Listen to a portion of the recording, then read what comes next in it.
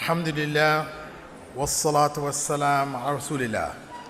All praise is due to Allah, and may Allah's peace and blessing be on the last messenger of Allah.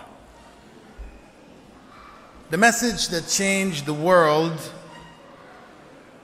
is the message of Tawheed. It is the message which was taught to Adam, the first human being, which changed his world, and with every prophet who was sent, of the 124,000 prophets sent to all nations in the world, that message continued to change the world in each era of human history. With Prophet Muhammad sallallahu alaihi wasallam, the message was now preserved in such a way that it would never change. The earlier messages, which changed the world in the area in which the prophets were sent, those messages we know have changed, and even the prophets who brought them, their names are now lost. We just know in general because Allah told us in the Quran, وَلَقَدْ بَعَثْنَا فِي كُلِّ أُمَّةٍ رَسُولًا أَنْ يَعْبُدُوا اللَّهَ وَاجْتَنِبُوا الطَّاغُوتَ.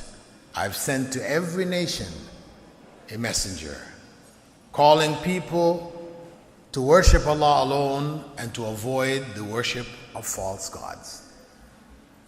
This essential message has been, as I said, preserved in Islam in a way that it was never preserved before. Not because the message was different, because it was the same message, but because of the fact that there would be no other prophets who would come after Muhammad sallallahu alaihi wasallam. So therefore that message now had to be protected. It had to be preserved in a way none of the earlier messages were preserved. And Prophet Muhammad sallallahu alaihi wasallam left for us a blueprint as to how that message should be conveyed. He lived the message first and foremost. He was an example of the effect of the message on a human being. And his example was preserved with such detail that anyone today who wants to know that message in its entirety, with all of the details, he or she has access to it. And this is how it will remain until the last day of this world. Even when Prophet Jesus comes back, he will not come back with a new message or a new interpretation of the message. He will come back following and teaching the same message.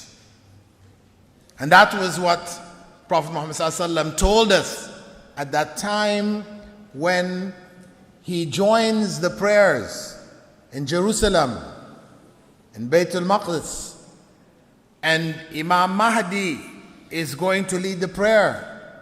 And when Imam Mahdi realizes that Prophet Jesus has joined the front lines of the prayer, he wants to step back and allow Prophet Jesus to lead. And Prophet Jesus will stop him, put his hand in his back and let him go forward. And as I said earlier, the legacy of Prophet Muhammad sallallahu alaihi wasallam is the conveyance of that message. His job was to convey the message.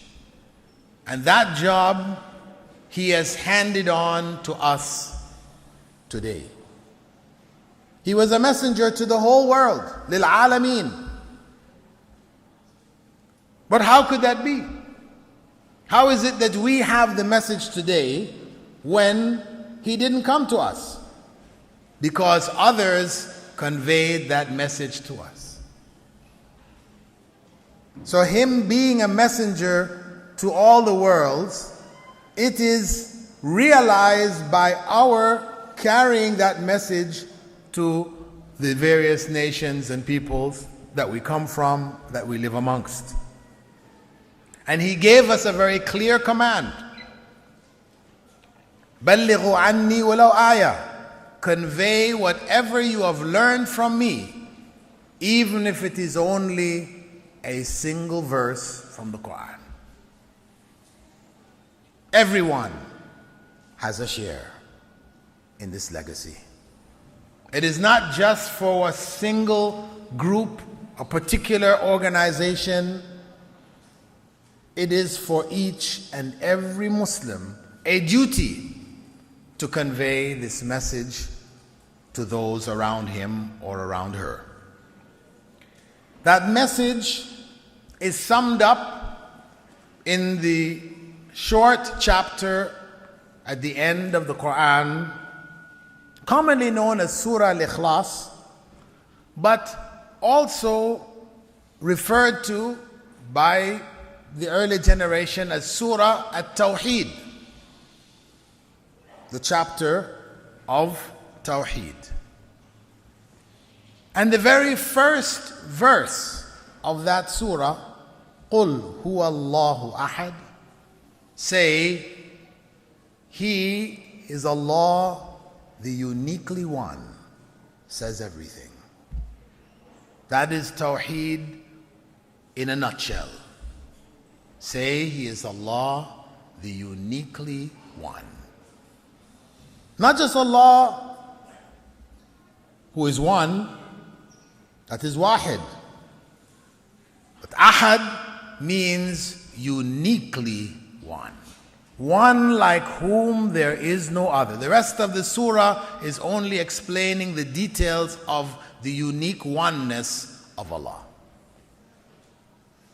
How He is different from all other things in this world. And that is the essential message that we need to convey. And that message is the light which the nations of this world need. Whether they are secular, where they have rejected God altogether, they argue that God is a figment of human imagination, mass delusion, irrational, illogical. Though when you listen to their arguments, they are the ones that are illogical and irrational.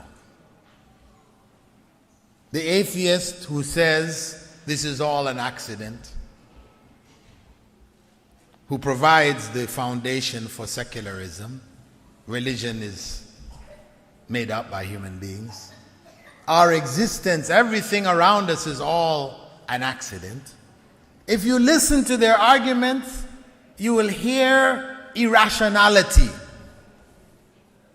You will hear an illogical argument which goes against all human reason. Though they like to say that those who believe in God are the ones who are irrational.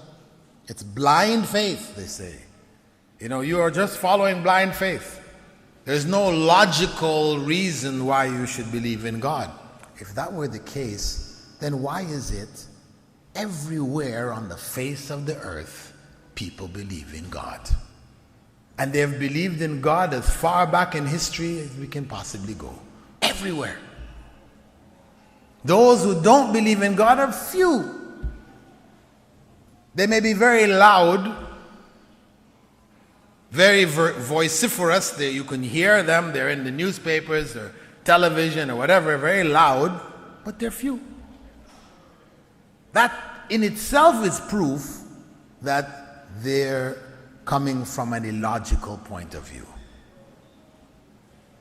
But just to give you a brief example, just to know, get this clear in your head, قُلْ هُوَ اللَّهُ أَحَدٌ.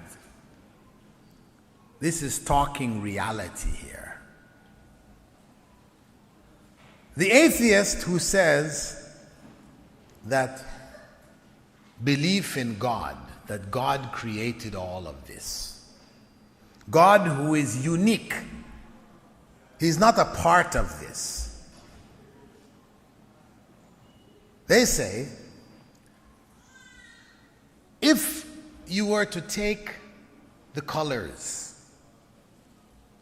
of the rainbow, red, yellow, green, all these, paint, and put it in a bucket, tubes of paint, you stir it all up, and you take it and you throw it against the wall, it is possible that there will appear from this mixture of colors, when you throw it on the wall, a Mona Lisa. You know the picture, Mona Lisa? Rembrandt, Mona Lisa, classic. They say you mix it and you throw it. Now, we know if you put paint in a bucket and you throw it on the wall, maybe it might splatter and you say, oh, that looks like a hand. That looks like a foot. That maybe looks like a head. But this is not clear and sharp, not Mona Lisa. A painting, you know, of a human being, this woman with the smile of Mona Lisa. You're not going to get that.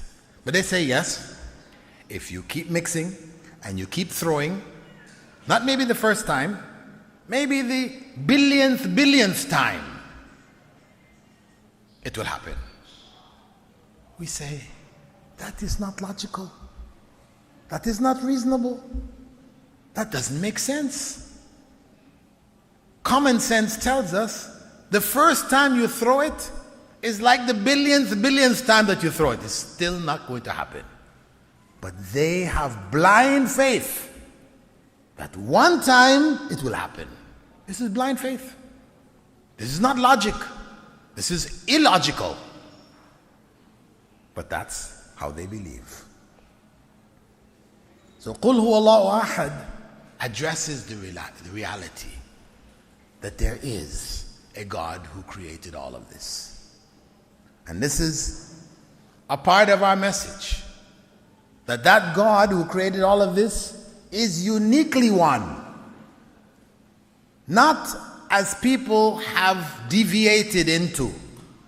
They have the belief in God everywhere you go, but that belief, which was originally taught by the prophets, got corrupted. So God became something mixed with the world around us. Something which they felt could be tangible. We can put our hands on, we can look at it. You know, this is God. So God can be found looking like a man. Jesus. He's God. You have people who believe God became a man and walked on this earth amongst us. That's misguidance. If he became a man, then he's like everybody else. He's not unique. He's not unique. And in their story about him, he died. He's not unique. He died. That's what happens to everybody else. Everything else, they die. So he's not unique anymore. So the uniqueness of God is undermined and destroyed once you believe God became a man. Then you have other societies, like in Hinduism, you have God like Ganesh. He's got the body of a man and a head of an elephant. He's the elephant head God, Ganesh. The God of good luck. And so on and so forth. And those who worship idols of God, If they're the common person, they'll say, yes, yes, we worship these idols. We believe that somehow these idols are going to do something for us. But those who are more philosophical, they will tell you, actually, we're not worshiping the idol. The idol is a means of focus. You know, like you get a magnifying glass, you want to focus the rays of the sun, and it can burn something, right? It focuses. So the idol becomes like a focus for us. God becomes concentrated inside of the idol at the time of our worship. So we're worshiping God who's concentrated, focused inside of the idol, not the idol itself. So it's philosophies that develop. But of course, when you ask them, okay, so if the idol drops and breaks off its head, can you continue worshiping the rest of the idol? No, we got to go buy another one. But why?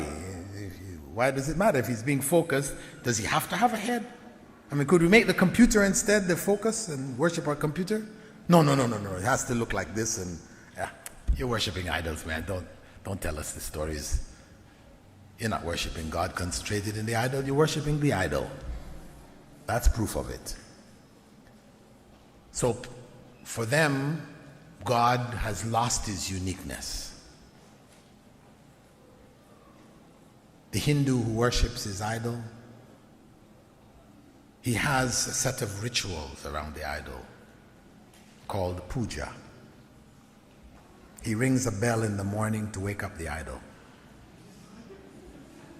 He takes the idol out, gives him a bath, puts food in front of him, then he worships him. Yeah. Say, what is this? You know, people can sink to that level where God has lost his uniqueness. He is a part and parcel of his creation. So this message, Qul huwa Allahu ahad, it destroys all of that misconception of who God is. The true God is uniquely one. Allahu Samad, he is self-sufficient. He has no need. You don't need to ring the bell to wake him up in the morning. He doesn't fall asleep. Okay? He has no need. Everything is dependent on him. He doesn't depend on anything else. So we know that he is not a part of this world and this creation. Those who deny his existence say that there is no beginning. The world has no beginning. That this world, if you look at all of the events which take place in the world and you illustrate it by dominoes, you know, you set up the dominoes like this in a big long line, each thing causing something else. When the domino falls, it hits the next domino, knocks over the next domino, and so on and so on and so on. Okay. Has no beginning, meaning that there was no one to push the first domino. Again, is that logical? If there's no one to push the first domino, then how is the domino going to fall? It won't fall. That's the reality. So the very fact that we exist now is proof that someone started that whole process going, who wasn't a domino. Because if he was a domino like every other domino, then he would need somebody to push him who wasn't a domino, who is unique, not like the rest of the dominoes, the rest of this world. So, قُلْ هُوَ اللَّهُ أَحَدٌ Allahu Samad. No need. Lam yalid. He doesn't give birth. These are animal functions. Giving birth, having a son, having a daughter. Greek and Roman beliefs, their belief system, God has a wife, he has brothers and sisters and kids, he has the whole family. This is making God like us, not unique anymore. وَلَمْ يُولَدْ, nor was he born. There was no time that God didn't exist. Because if God didn't exist, nothing would exist. So Allah is truly unique. This is the essential message that the Prophet ﷺ brought. That is the essence of Tawheed, the uniqueness of Allah. وَلَمْ يَكُنْ لَهُ كُفُوًا أَحَدٌ is just repeating what was said in the beginning. And there is nothing similar to Him. بَلِّغُوا عَنِّي وَلَوْ آيَةً. All of us can convey that message. All of us. Anybody that we speak to around us, they have problems in these areas. And this is the answer. Surah Al-Ikhlas is the answer for the misguidance of the world today.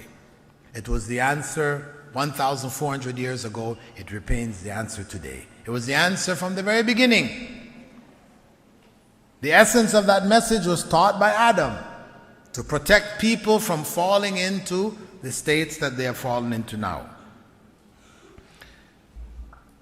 That message, while on one hand providing a philosophical, intellectual foundation to understanding God, at the same time, that message was to be translated into a life governing principle.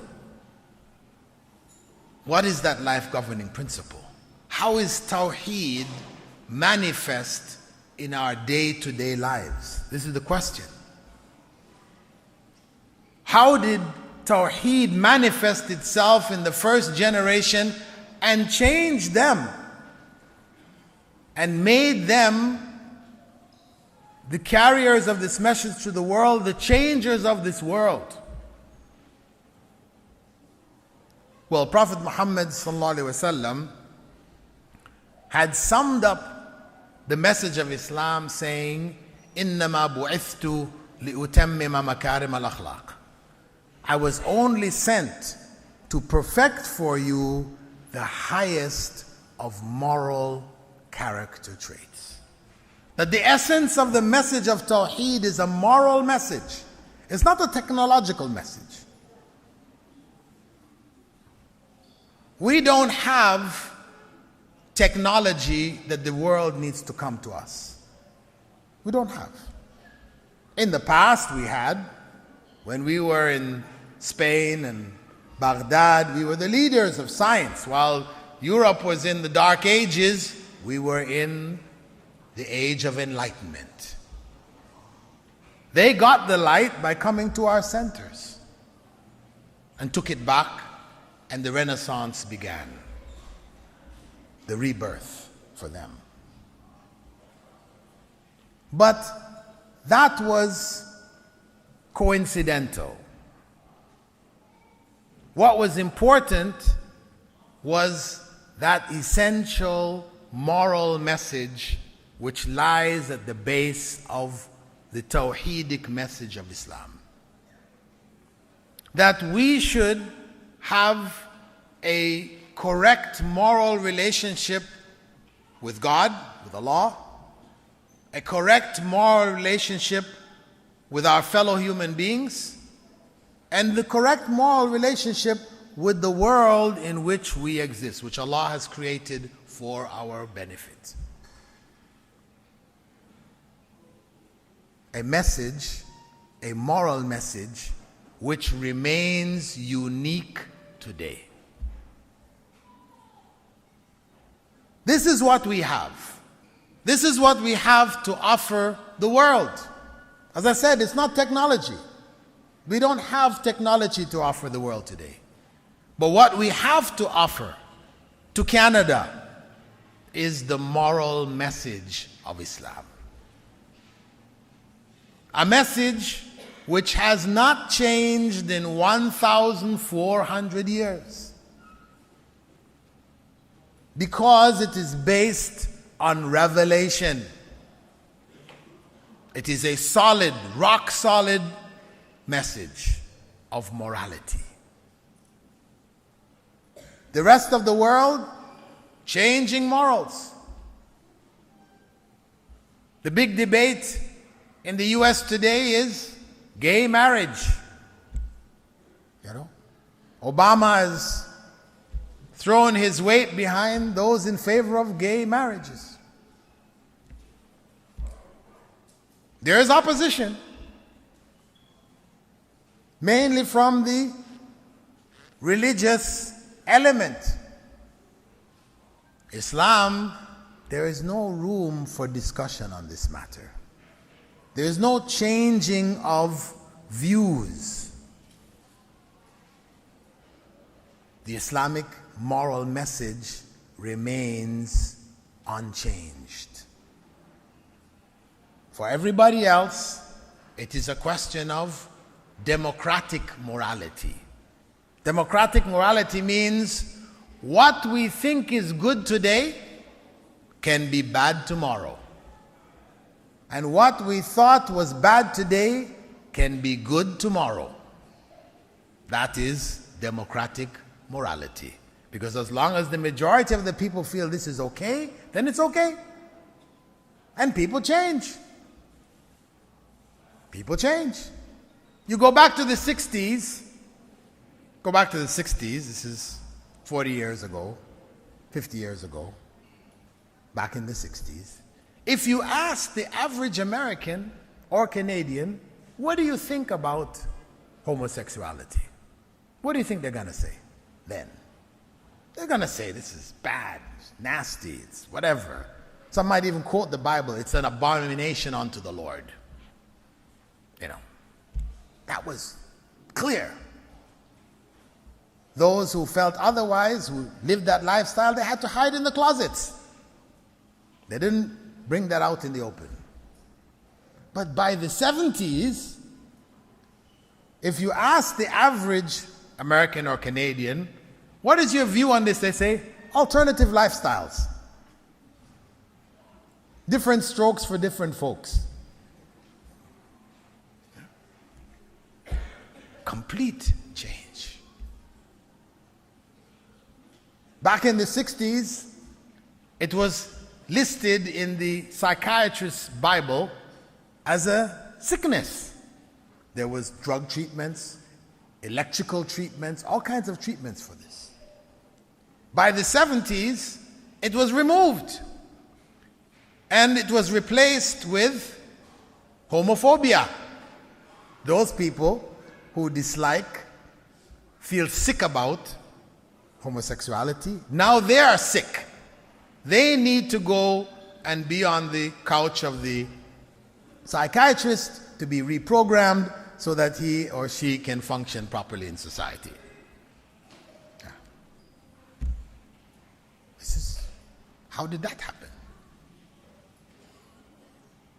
When I was in high school in Canada, in Toronto, there was a book on the market, which from the 50s, when it first came out, a book called Catcher in the Rye. This book was declared pornographic. Bad. Sick. Not for public consumption when it first came out, back in the 50s. By the 70s, it became required reading for every high school student in Ontario. Boom. How did that happen? How did that happen? See, this is morals flipping upside down. And so on and so forth. There's no end to this. So, what Islam has to offer is stability. A stable set of moral principles which we uphold, which have to do with family, the building block of society.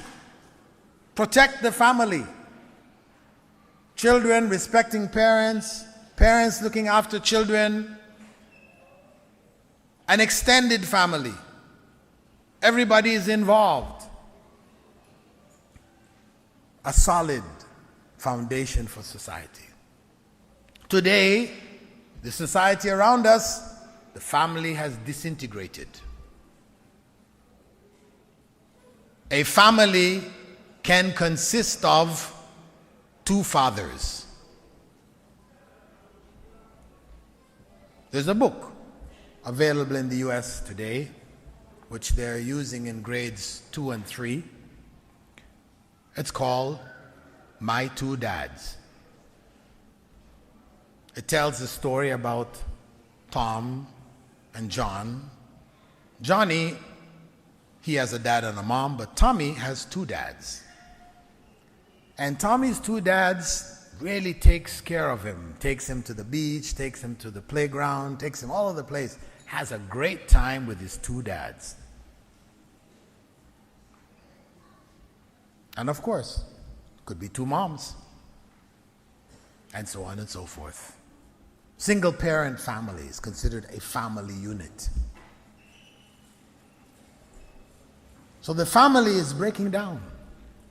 Children despise their parents. As soon as they get old enough, they blame their parents for everything. Everything that went wrong in their lives is your fault.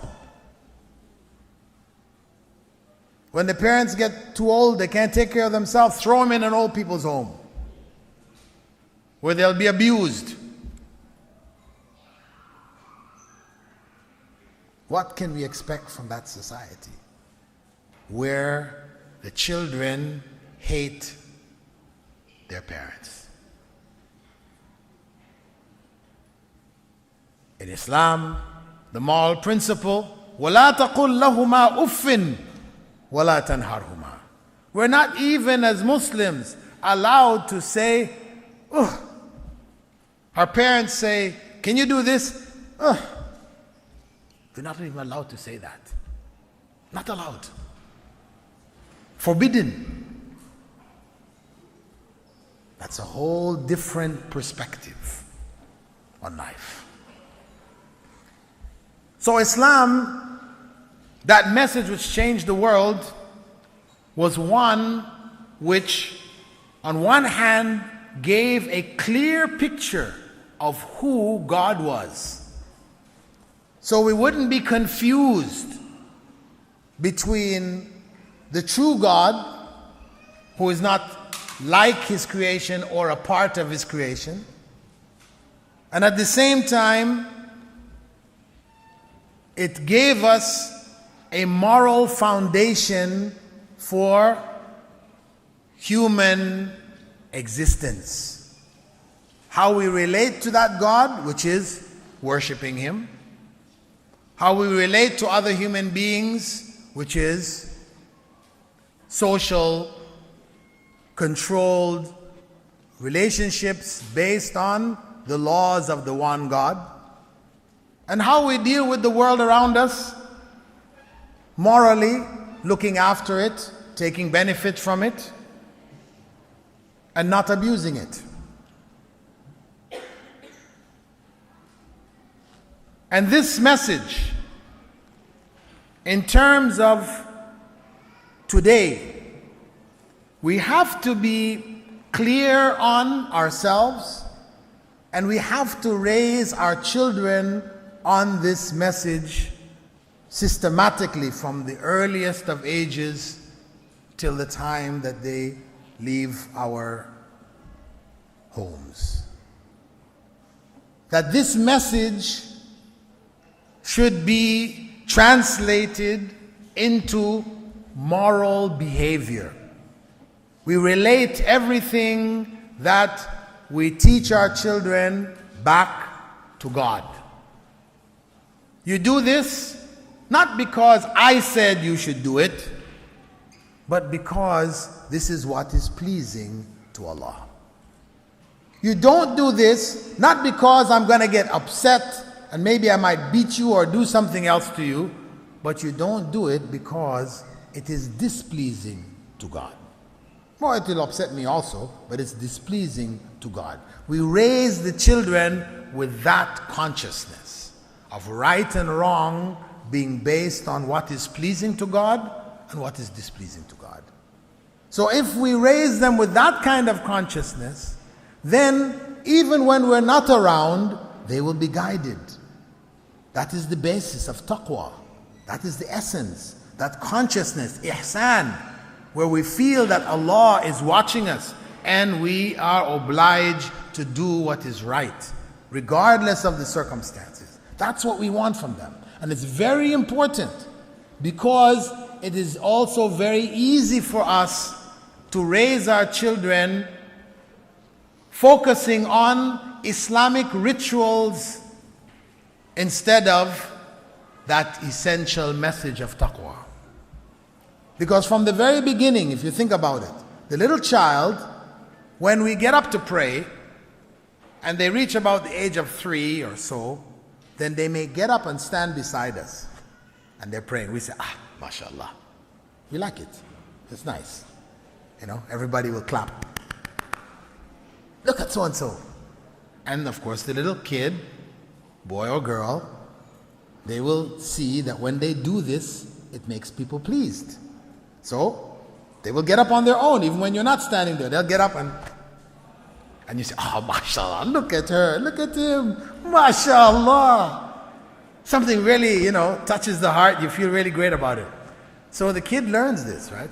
Whenever I do this, they're pleased, they're happy, maybe they'll give me something, and so they'll come and do it from time to time. Right? So what are we teaching them here? Actually, it's riya. Riya. Minor shirk.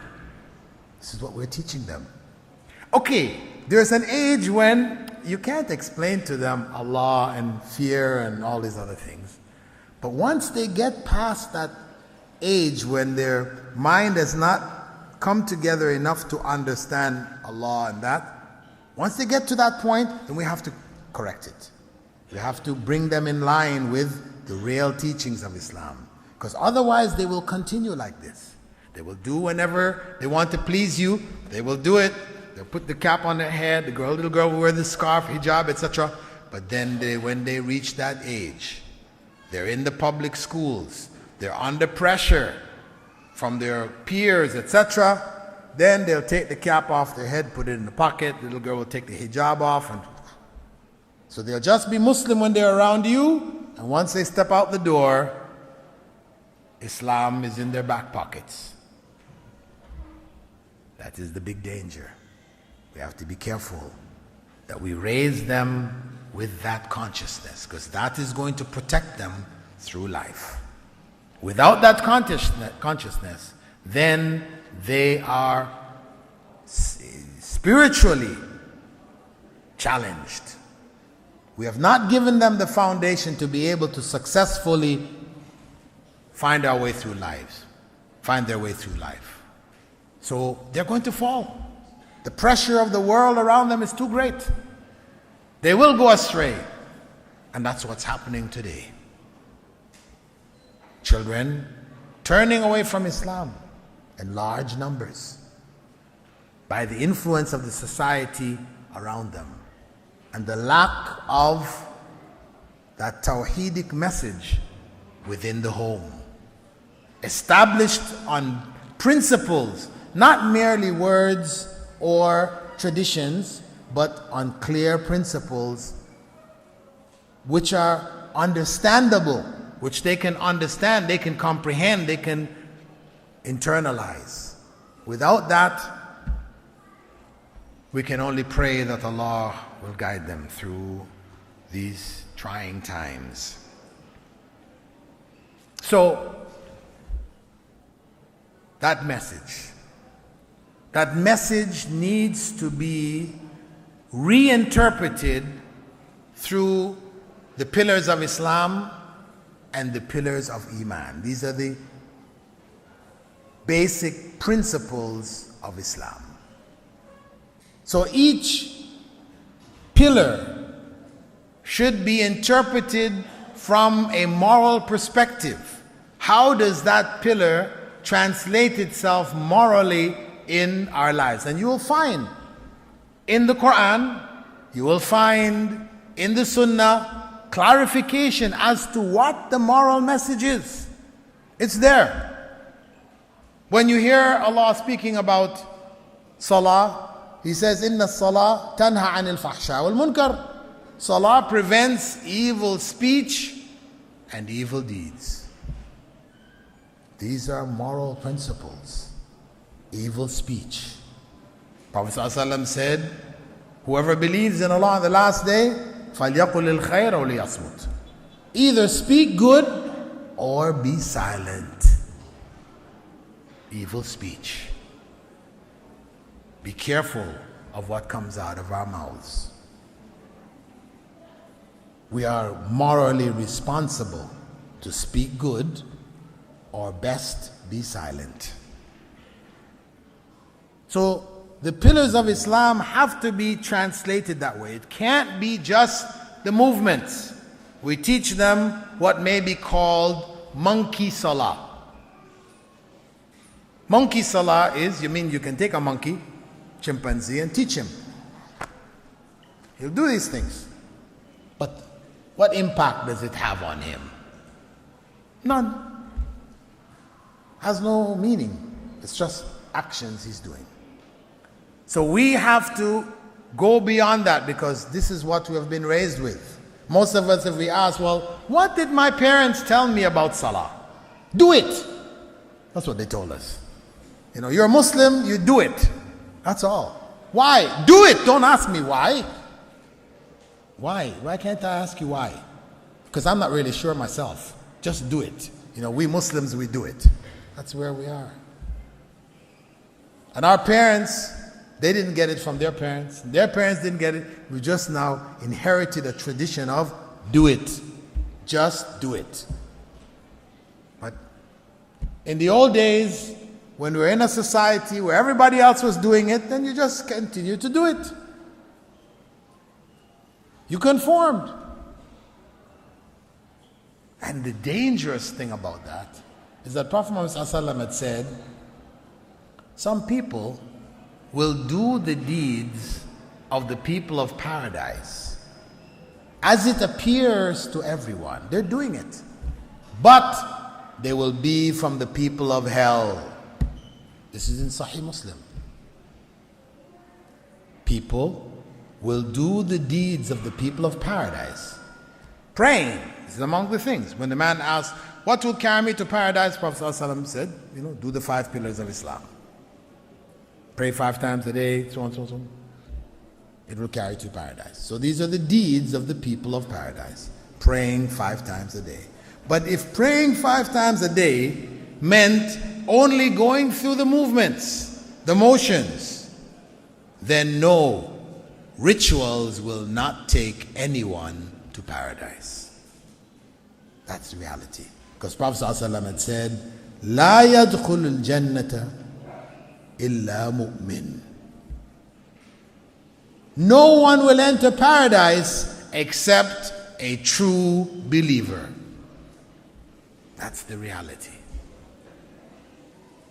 So, if we are to inherit that legacy which Prophet Muhammad ﷺ left for us,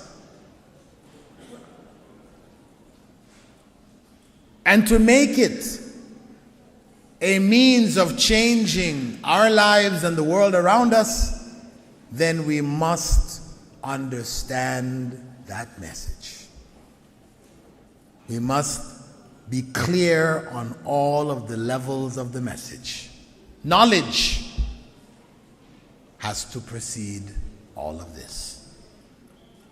Clear knowledge. Not tradition, custom.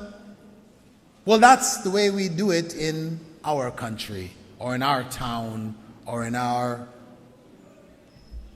region.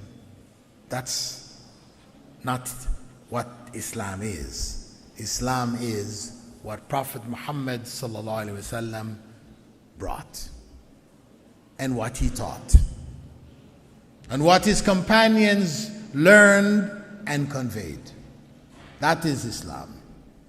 And we have to go back to that if we are to change this world, change our own personal worlds.